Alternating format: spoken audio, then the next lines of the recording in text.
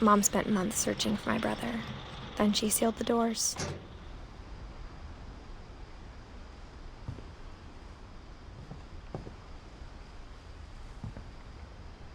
Whatever Milton had found in the house, Mom didn't want it getting out.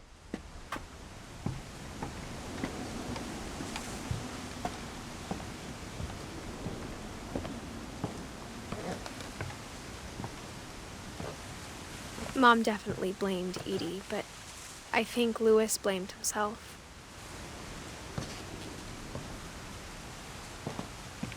After he graduated, he just spent more and more time in his room, until Mom got him a job at the cannery.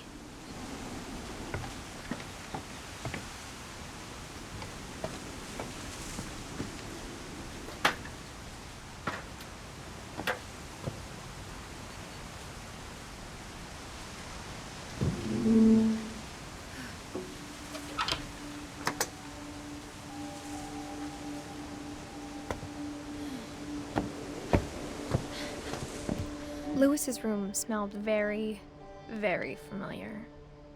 That part of him lived on.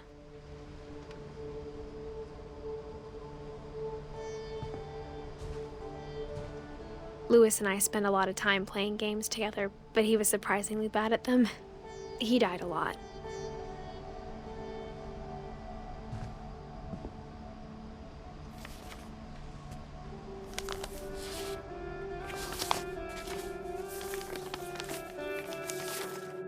Dear Mrs. Finch, as Louis's psychiatrist, I can understand your desire for an explanation.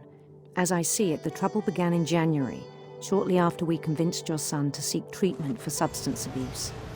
Newly sober, I believe Louis first noticed the monotony of his daily life.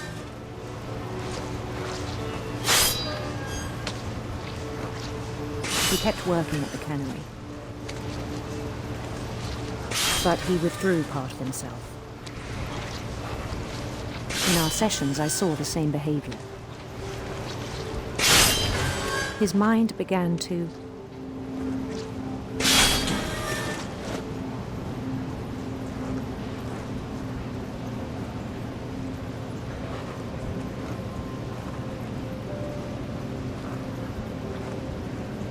wander.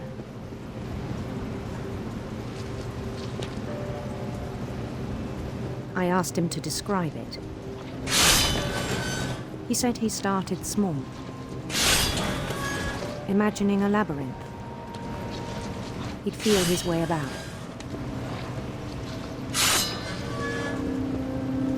Then something moved. Bats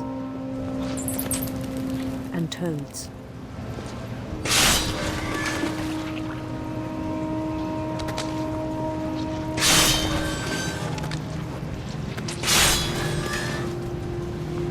And things that have not names. He knew it was all in his head.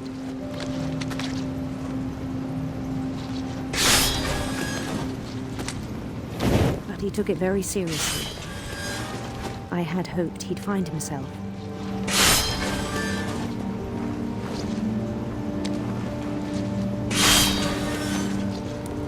But he found something more.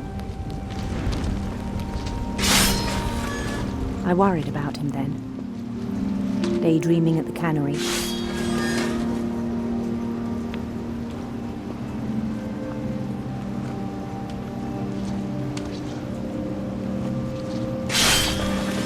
I spoke with his boss, but he said Louis had become a model employee, methodical, tireless, focused. Like a whole new Louis. So I let him go on.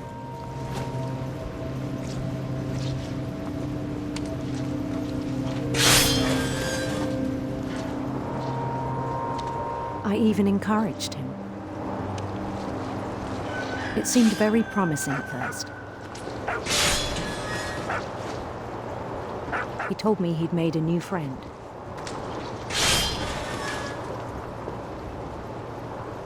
On the edge of a city he named Louis Topia.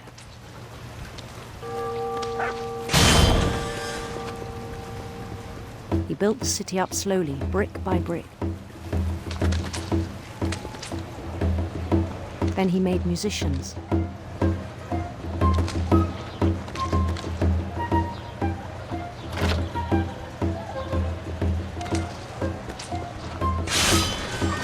And songs for them to play. He talked about starting a band. And he was always humming something. Every day his imagination grew stronger.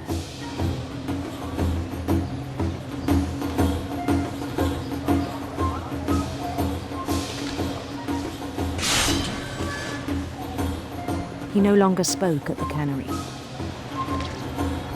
but his chopping was as reliable as ever. Then one day it struck him that all the cheering crowds, even the stones under his feet,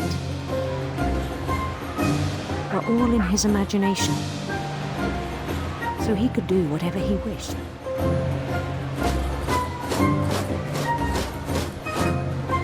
He held an election for mayor, and he won.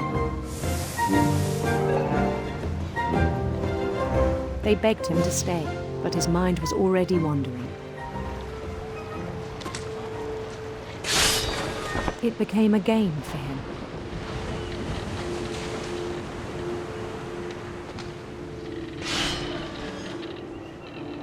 He'd conquer a city, then immediately push on. New Louisville.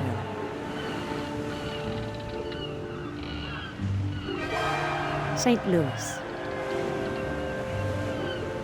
He started drifting away from our reality.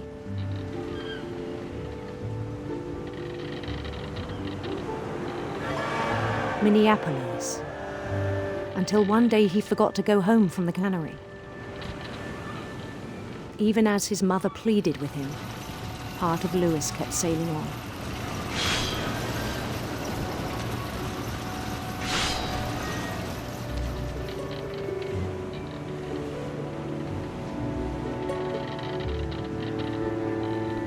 In Louisburg, he heard rumors of a handsome queen.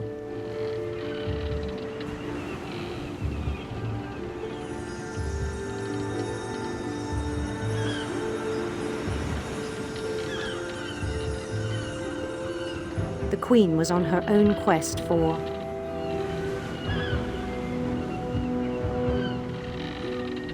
radiant rainbows.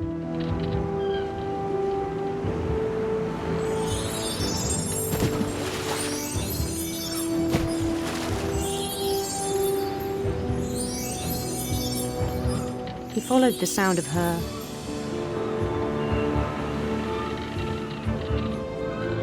silver harp.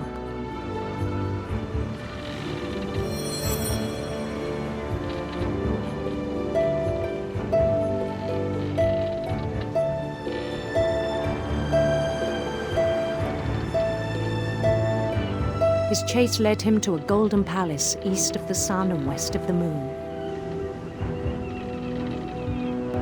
Even then, his logic remained sound.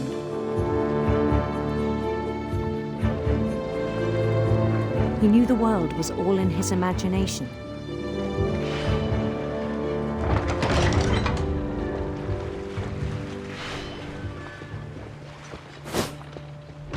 But he was so proud of having created it. In his own eyes, he'd become something greater than a king.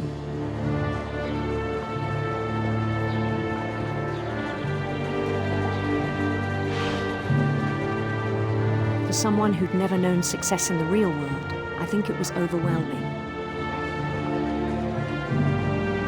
And then it struck him that the real Louis was not the one chopping salmon, but the one climbing the steps of a golden palace.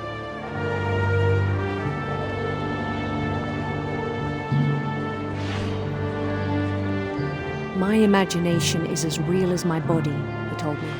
It was hard to argue with him.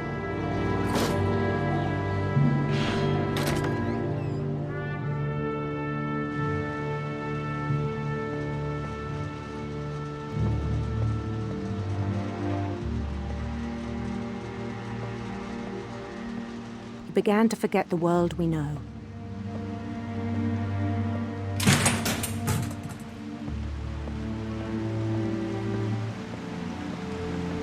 I think it pained him to remember Lewis, the cannery worker.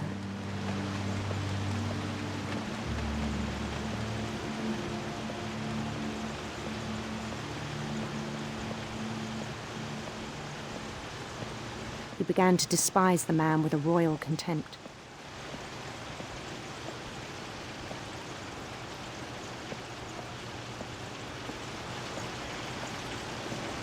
I still thought I could save him. Even after he said he was being crowned king over all the lands of wonder. The palace would be packed with his companions.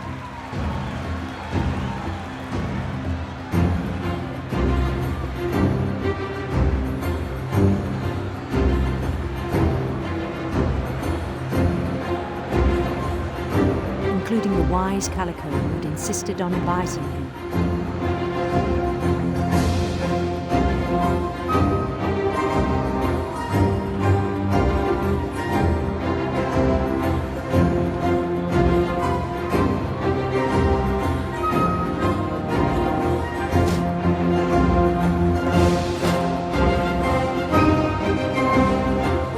His queen waited, holding his crown.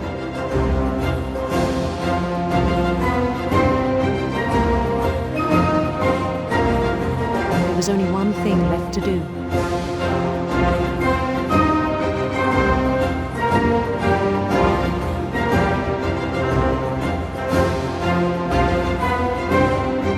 Bend down his head.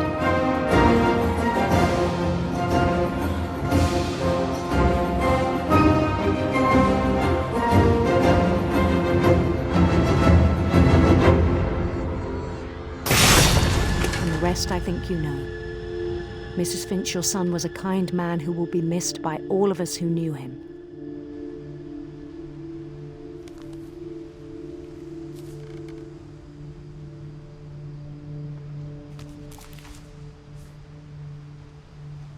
My brother was really cool. I wish you could have met him.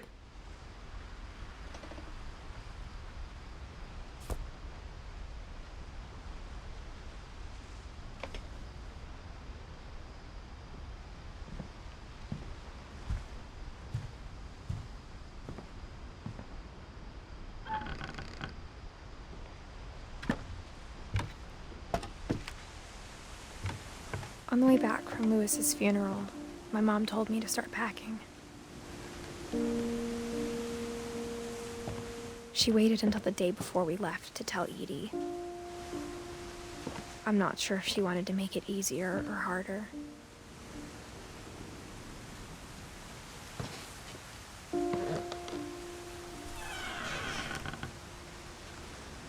I wish we'd stayed. But I understand why we left.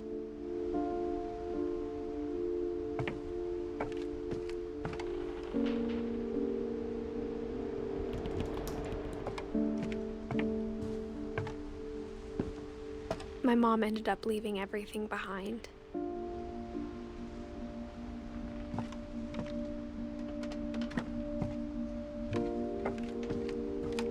What happened that night had been coming for a long time. Maybe it should have come sooner.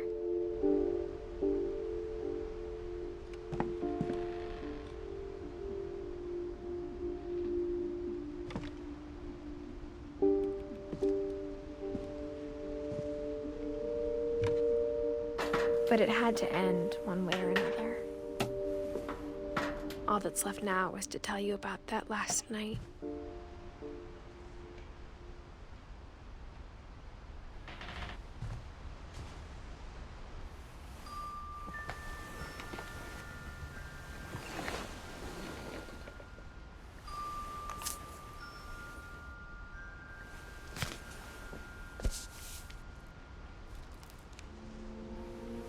That whole last day, Edie just watched us pack and didn't say a word.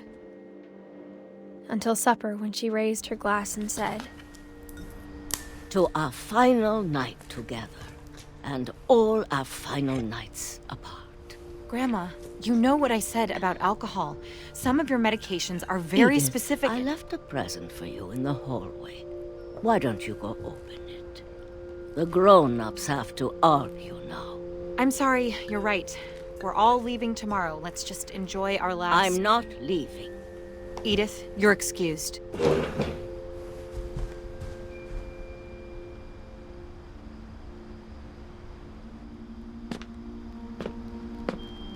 The power had been shut off that morning, but Edie always had plenty of candles.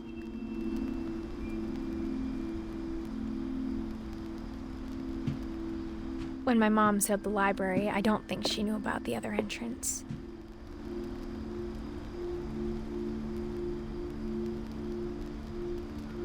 Or that Edie had a key to it.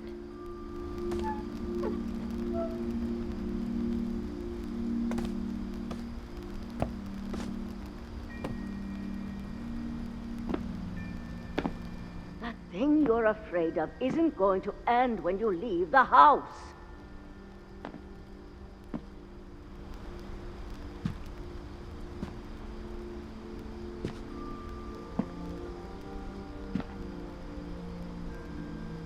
Edith has a right to know these stories. My children are dead because of your stories. I think it's best if Edith and I leave tonight.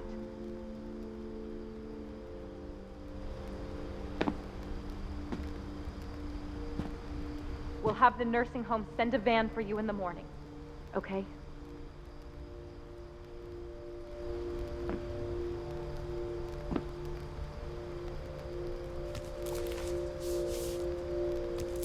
Dear Edith, there's so many stories I wish I could tell you, but there's only time for one. This is about what happened on the night you were born.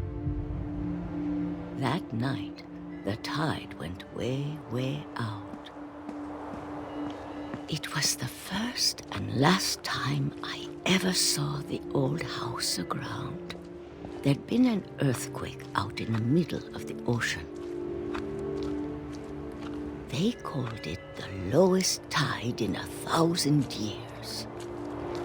God, it smelled awful. You know, I've seen that house every day of my life.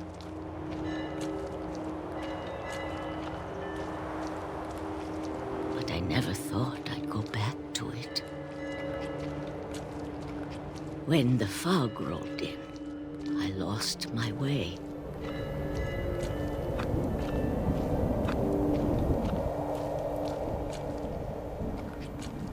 I got turned around.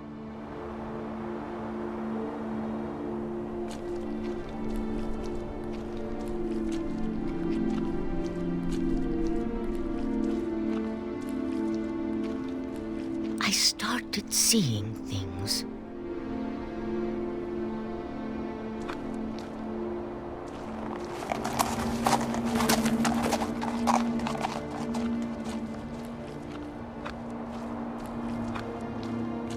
Things I'd forgotten had ever existed.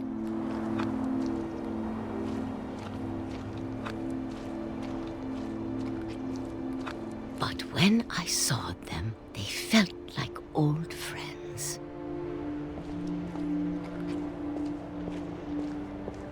That night, a lot of things came back to me. Or maybe I came back to them.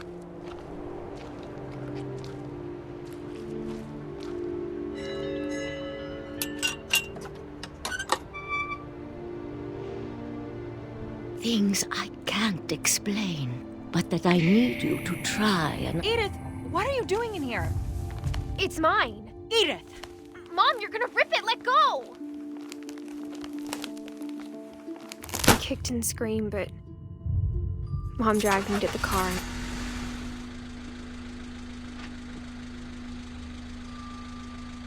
I never saw Great-Grandma Edie again. The next morning, the van came to pick her up, but she was already gone. After that, we moved around a lot.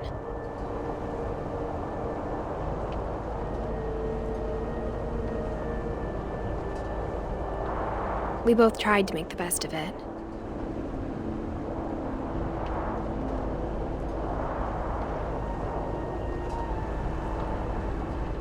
A few years went by.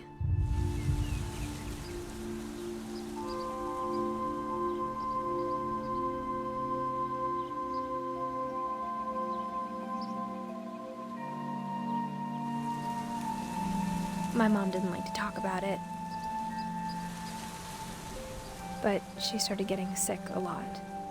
The rest happened pretty quickly.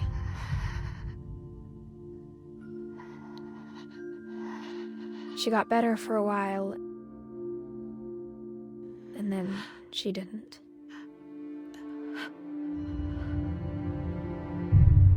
And then I was alone. The last Finch left alive.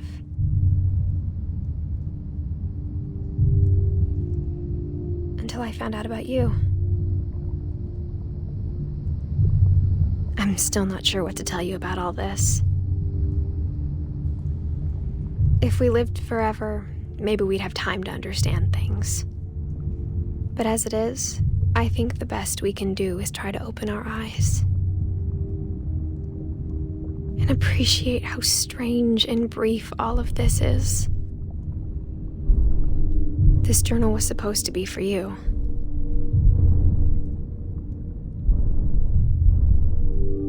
But now I hope you'll never see it. I just want to meet you and tell you all these stories myself. But I guess if you're reading this now, things didn't work out that way.